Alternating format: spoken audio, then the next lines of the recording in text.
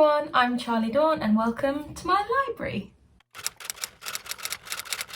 Today's video is the top 5 most disappointing reads of 2020. And you know what, there weren't actually that many. I thought there'd be more because I don't think I've had a great reading year. I've not read loads of books that I love or I'd read again, which is disappointing. But only 5 of them were truly disappointing. Because I don't complete a book if I dislike it, I'll just DNF it. There weren't actually that many. They weren't bad enough for me to actually put down. There's this bit of hair here. Can everyone? This always happens. They have these weird devil horns. Great. Why are there seagulls? I don't live by the sea. These books span across the beginning, the middle and the end of the year. So luckily I didn't read them all in one go and have a really bad month or something. I've just realised 4 out of the 5 I read on Audible. I wonder if that's no. Because a lot of my favourite books I also listened to on Audible, so I think it's just a coincidence. The first book on the list is Girls with Sharp Sticks by Suzanne Young. It's part of a series and I've only read the first one and I could have read the next, but I thought, I don't think it's grasped me enough. It started off really intrigued. It's about this, I want to say boarding school, but it's more than that. It's like a prep school. It's for young ladies, basically, and you get sort of made into this perfect lady. But they're taught, needlework instead of maths, and, gardening instead of history, things like that.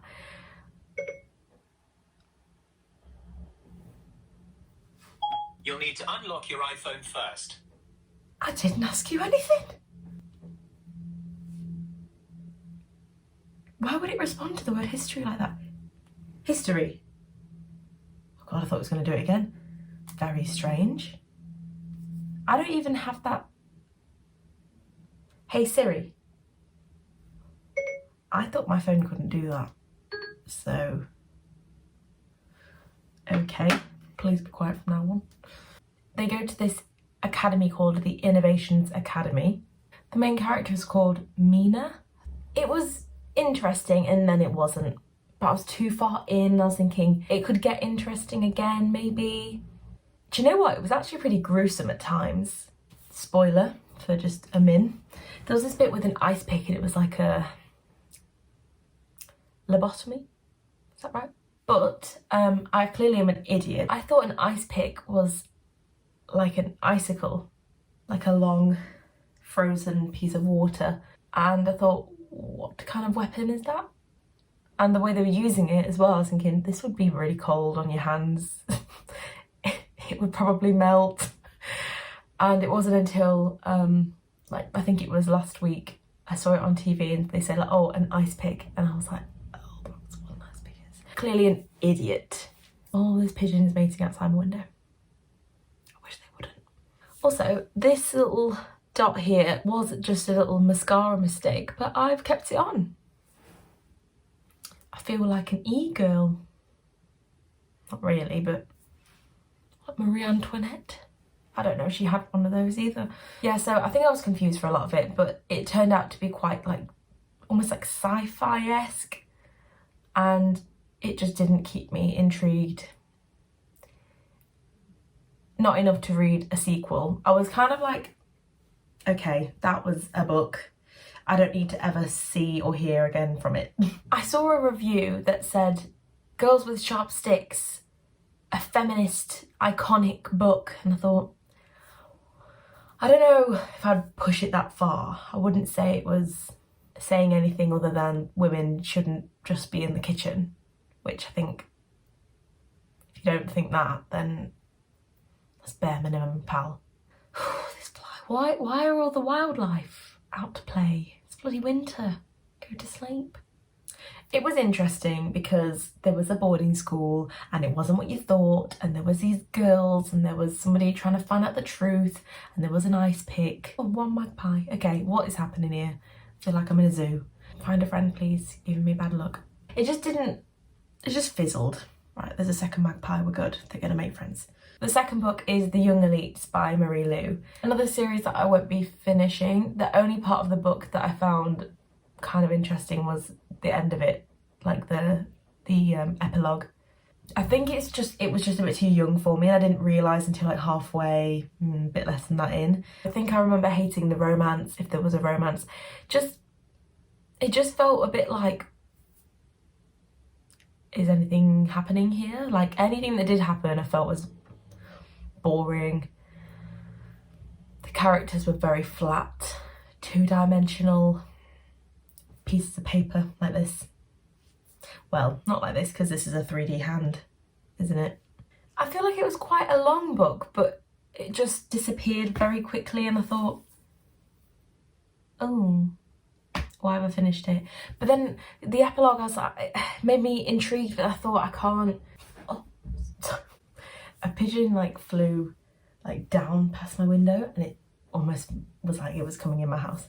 I also have a phobia of pigeons, so bloody birds day out today. I originally found the Young Elites interesting because I just finished the Hunger Games for like the 3rd time and I really was craving that like dystopian. Oh, a cat. I tell you, this is a zoo. This is a zoo. And it did have elements of that kind of dystopian, them against us, rebel stuff, but it was just boring. And I didn't like the main character. So the next 2 are probably quite controversial. So here we go. A Darker Shade of Magic by V.E. Schwab. Listen, I really tried. I gave it a go. I've read the whole thing. My boyfriend read it first and he loved it. And he's going to read the series and all that stuff. I was reading it and I was like, I don't want to be reading this, but I just felt like it can't be bad because everybody loves it. And it wasn't bad. I just didn't care. I didn't care. I really wanted to care about that girl that dresses up like a boy, and I really wanted to care about the guy with the black eye, and I wanted to care about his brother, but I didn't. I wanted to care about the coin and the blind king, but I didn't. I just didn't. I really think it's an amazing premise. I just didn't find it interesting. I'm like kicking myself for it. I didn't dislike it, I just was so disappointed that I didn't love it. And there's no way that I would read more of it. Really? This pigeon is just sitting on the lamppost outside my window staring at me. This video is going to be called Most Disappointing Reads of the Year and the Farm. Outside my window. Maybe there's a storm coming, you know what animals can tell. The fly is back. I thought the writing style was quite boring.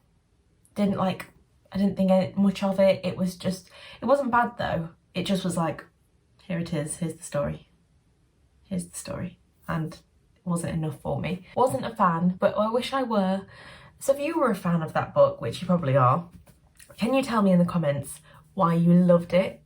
Because maybe I missed it or didn't get something important. Maybe something like that. The next one is Aristotle and Dante Discover the Secrets of the Universe by Benjamin Alire Sanz. And boring. I know it's like a growing up tale and like discovering who you are, and those bits were good. I appreciated what it was saying, appreciated the message, appreciated what it was doing for people. I didn't like the rest of it, like the bits in between. Spoiler, when he gets hit by the car, I'm like, okay. So many people on BookTube raved about it and they said, oh, you know, you're gonna love these characters, they're gonna steal your heart. This heart was not stolen. It wasn't even plucked, wasn't even tickled. I didn't find the main character endearing. I found him really annoying. Lin-Manuel Miranda was the voice of the audiobook. He narrated it. I don't think I enjoyed him reading it. I just felt like I was watching Hamilton, which isn't a bad thing. I love Hamilton, but it was like, be a character, please. Be someone else. You're not Hamilton. There's a part in the book where he talks about how he hates having to write an essay about Hamilton, and it was just a bit like... So yeah, it left no lasting impression on me. And lastly, my most recent disappointing read was Vox by Christina Dolce. Now, I talked about this a lot more in my other videos, so I won't go too deeply into it, but it just was not the feminist book it thought it was. It was interesting, but it let me down with how it dealt with the amazing plot that it could have been. Christina Dolce had an amazing idea for a story, and she let it flop. That was very harsh. She let it take a little small dive past my expectations. Was that polite? Like I said, it wasn't the feminist book it thinks it is. Maybe somebody else would see themselves in that character, but she's just very passive. And maybe for some people, they read it and they go, oh, that's what I'm like and I need to change. I don't know. But she just felt very passive, and like, she was a bloody scientist. Like, come on. I have friends who are scientists, kind of like in the science world, and they're very interesting.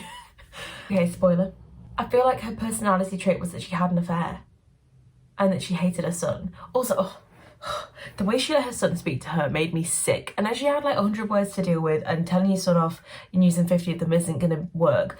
But the son would be like, stay in the kitchen, mom. And she'd just be like, ah. And that bugged me so much, because she was like, in her head, like in the narrative, she was like going off on him. She was like, how dare he speak to me like this? I'm like, say it then, or, you know, mime it, or just, you know, punch him in the face. Tell your kid that he can't speak to you like that, or let him know in another way, like take away his Xbox, or take away that bloody pin that he wears to say he's a bloody idiot. And the husband, just the ending was not good. The ending was not good. It was like, peril, peril. If you already know this, then cool. But in storytelling, there's almost like a system that you can follow. So it's like at 0%, it's like introduction. 25%, this is off the top of my head, by the way, so this is probably wrong, but 25%, you meet someone new, make a friend, something like that. You meet someone. 50%, something happens, something goes wrong, or something exciting happens. 75%, the worst possible thing happens and you can't see a way out, and you're like, how the hell is this going to be resolved? 100% is either resolved or not resolved.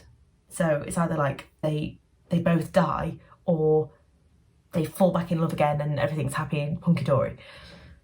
That's kind of like the way the story goes. And at 75%, I was like, oh god, yeah, this is how's this gonna be resolved? And then they were just like, resolved it, cool, within like 10 minutes. And I thought, this is unrealistic. Unrealistic even in that world. Okay, so spoiler for the ending. The fact that he was just like, yeah, husband's dead, and she was like, okay, cool, well, come on kids, get in the car, we're going to Italy with my lover. And then the kids are like, okay, yeah, grieving our dead dad, but we're just gonna like go skiing with our new stepdad and be friends with him. And the oldest son is like, sees him as a brother, older brother.